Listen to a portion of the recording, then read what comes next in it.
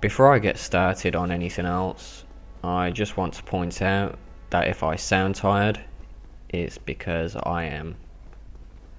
It's nearly 2 AM and my caffeine levels are dangerously low at the moment. So if I do something incredibly stupid, feel free not to tell me about it. Alright, now that that's out of the way, I'm making my way to Andre so I can give him the very large ember. From there I'll upgrade my halberd a little bit, and then make my way into Sen's fortress.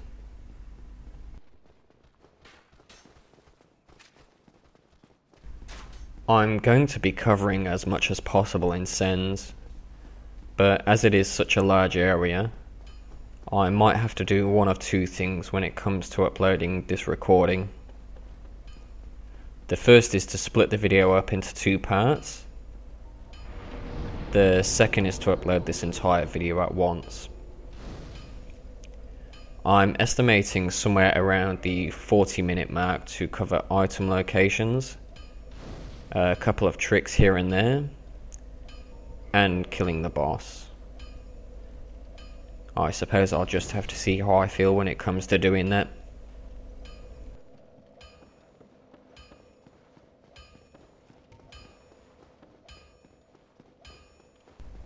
Time to get my halberd upgraded.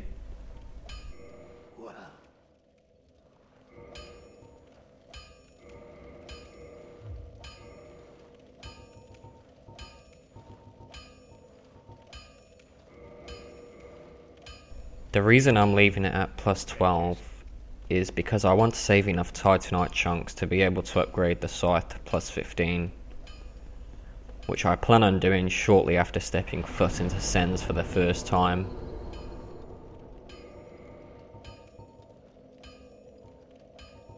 That's right, I haven't encountered Quailiner yet.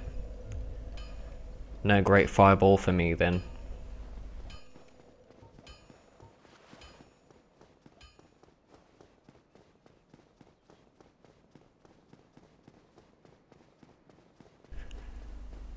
After I've obtained the Scythe and started going through Sen's properly, I might consider telling a joke or two. That should give me a few minutes or so to think of something.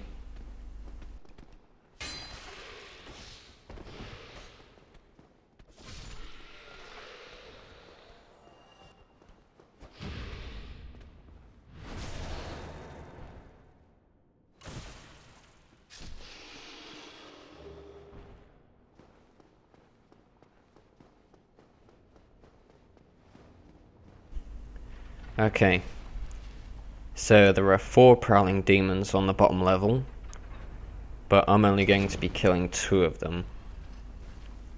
The other 2 that I won't be dealing with at the moment are a little stronger, but they're also out of the way, so it's not absolutely necessary to kill them.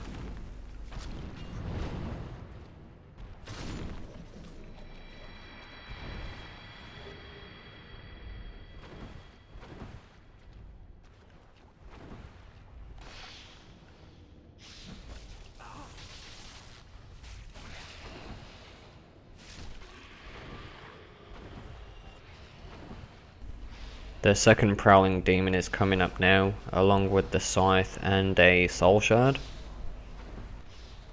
Let me just activate easy mode.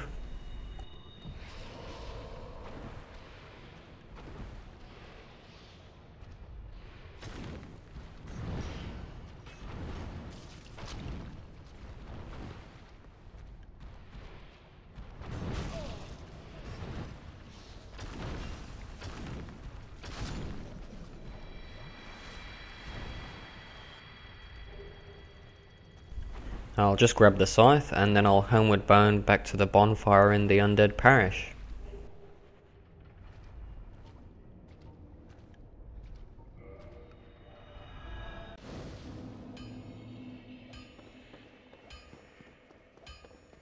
I'll just get my Scythe upgraded to plus 15 and then I can get started on Sen's properly.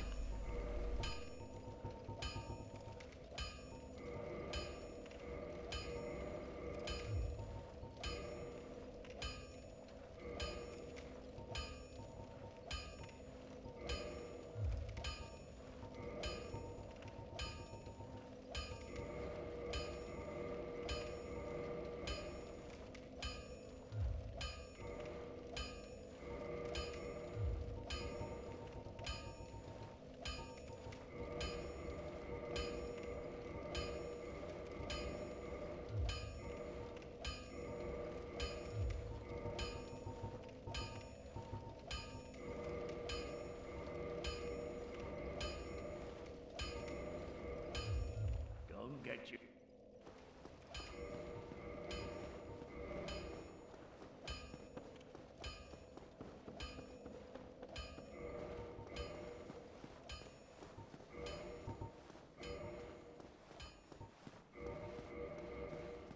I just wanted to check the attack rating difference between the halberd and the scythe there.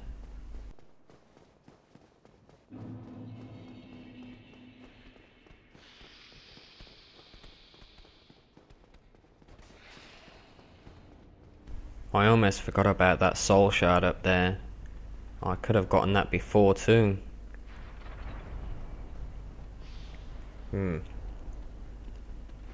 Not to worry. I still need to get the Slumbering Dragon Crest ring anyway, so I'll obtain it after getting that. Ah, that's right. I was supposed to be telling a couple of jokes now, wasn't I? Okay. A lawyer and a blonde are sitting next to each other on a long flight. The lawyer leans over to her and asks if she would like to play a fun game. The blonde just wants to take a nap, so she politely declines and rolls over to the window to catch a few winks. The lawyer persists and explains that the game is really easy and a lot of fun. He explains, I ask you a question, and if you don't know the answer, you pay me $5 and vice versa. Again, she politely declines and tries to get some sleep. The lawyer, now somewhat agitated, says, okay, if you don't know the answer, you pay me $5, and if I don't know the answer, I will pay you $500. He thinks that since she is a blonde that he will easily win the match. This offer catches the blonde's attention, and realizing that there will probably be no end to this torment unless she plays, agrees to the game. The lawyer asks the first question. What is the distance from the Earth to the Moon? The blonde doesn't say a word, reaches into her purse, pulls out a $5 note and hands it to the lawyer.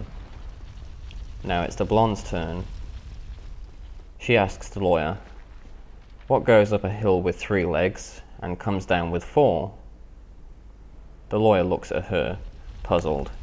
He takes out his laptop, searches all his references, and then he searches the net, but still can't find anything.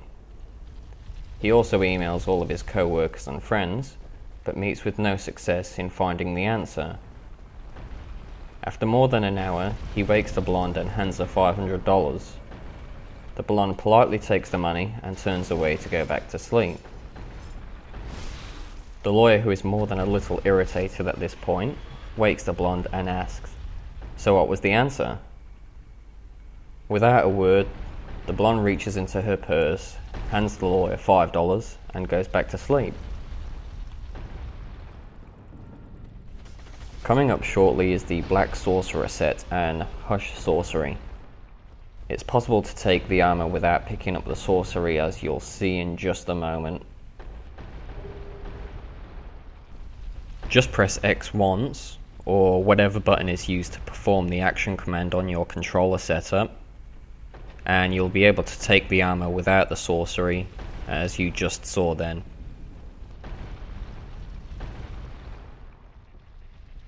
Now I'm on my way to the Coveter's Gold Serpent Ring, and to try and obtain a Symbol of Avarice. Which reminds me, I forgot to buy some Lloyd's talismans from the undead merchant in the Burg. Even if I don't get one here, there'll be plenty of opportunities in Anor Londo for a Symbol of Avarice at least.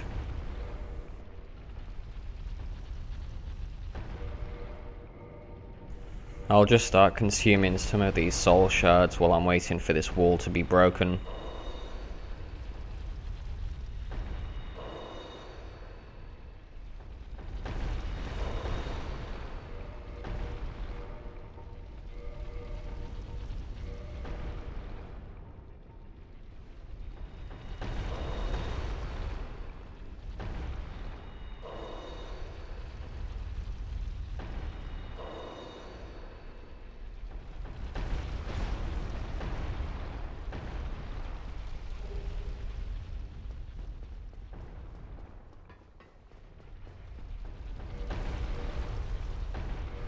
Ideally, I'd like to have 20 Lloyd's Talismans to try and get a symbol of avarice here.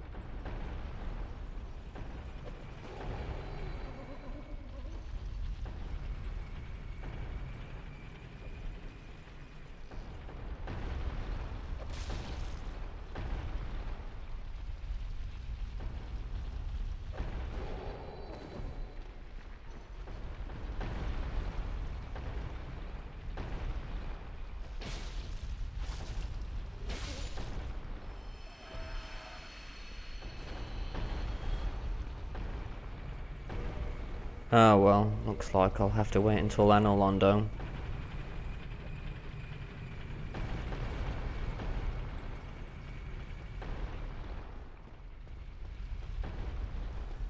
The next thing I'm going to do is change the direction of the boulders to progress Siegmeyer's storyline.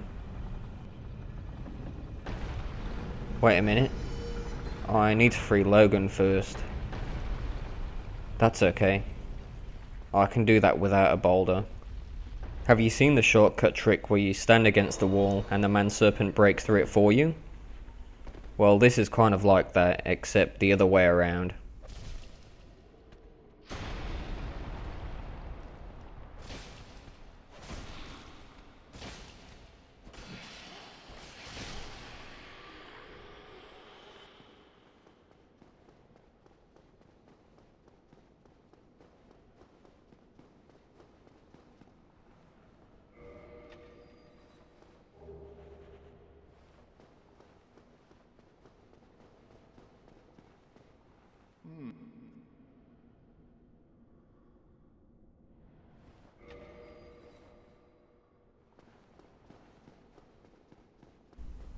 Back to what I was doing. Next I'll obtain the Slumbering Dragon Crest Ring, obtain the Soul Shard that can be seen near the pendulums at the beginning of Sens, and while I'm at it, I might as well kill the giant that stands at the top of the fortress.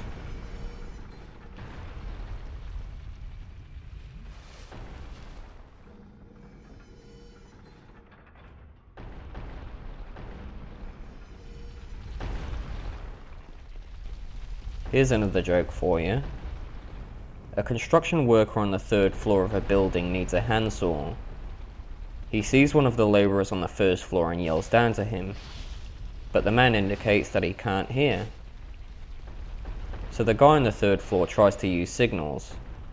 He points to his eye, meaning I, then at his knee, meaning need, then he moves his hand back and forth, meaning handsaw. The man on the 1st floor nods, then drops his pants and starts masturbating. The man on the 3rd floor freaks out and runs down to the 1st floor yelling, "What the hell is wrong with you? Are you stupid or something? I was trying to tell you I needed a handsaw." The labourer looks at the construction worker and says, "I knew that. I was just trying to tell you that I was coming."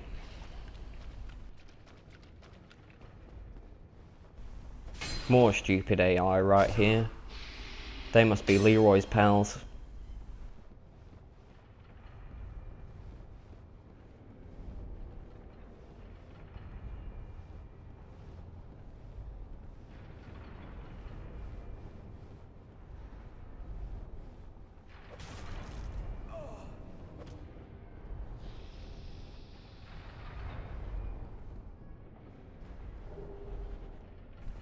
I've decided what I'm going to do. As soon as I get back to the lever that changes the direction of the boulders, I'm going to go and make about 5 cups of coffee before I continue with Sens. I still haven't decided whether I'm going to split this area into 2 parts or not yet, but I'm sure I'll be sounding a bit livelier after a heavy hit of caffeine. Or maybe not.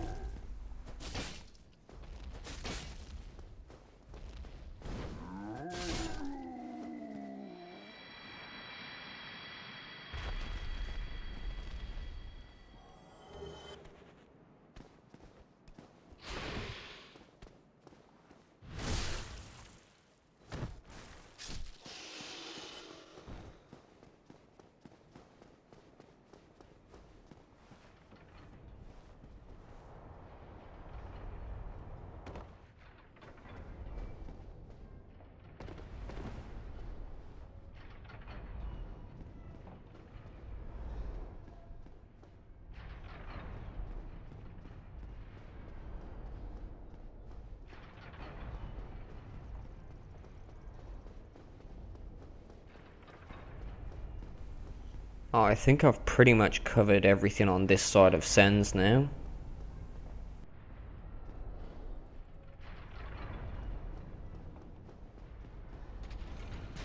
Oh, hang on. I forgot to mention those square pressure plate traps. It's possible to activate the traps with weapons and even a bow, which, as you can imagine, can make things very interesting if you enjoy a bit of PvP.